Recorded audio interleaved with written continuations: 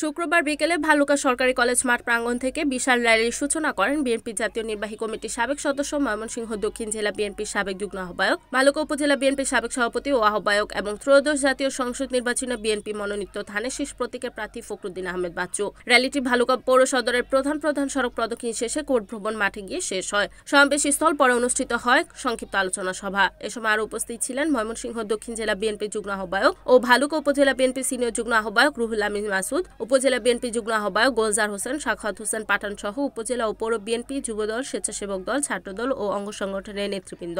Rally ও সভা ঘিরে পুরো ভালুকা পৌর এলাকায় উৎসবমুখর পরিবেশ বিরাজ করে। নেতাকর্মীদের স্লোগান, ব্যানার, পোস্টার ও দলীয় পতাকা সাজানো ছিল পুরো এলাকা। স্থানীয় জনগণের অংশগ্রহণে এই দিবসের কর্মসূচি পরিণত হয় গণজাগরণের এক প্রাণবন্ত উৎসবে।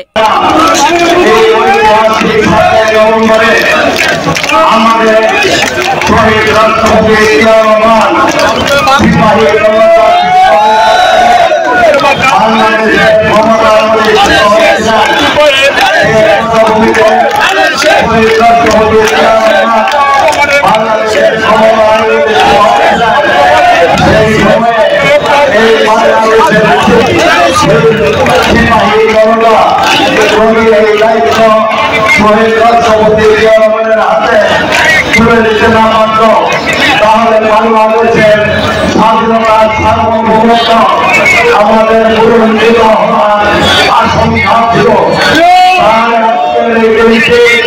বাংলাদেশের মানুষের কাছে অত্যন্ত গুরুত্ব তাৎপর্য নেই। আজকের এই দিনে আমরা আমাদের জাতীয়তাবাদী দলের প্রতিষ্ঠাতা ৭১-এর স্বাধীনতার ঘোষক বহুদলীয় গণতন্ত্রের প্রবক্তা শহীদ রাষ্ট্রপতি জিয়া রহমানকে গভীর শ্রদ্ধাঞ্জলি স্মরণ করি। রিপোর্ট ইমন সরকার, NAN TV, ময়মনসিংহ।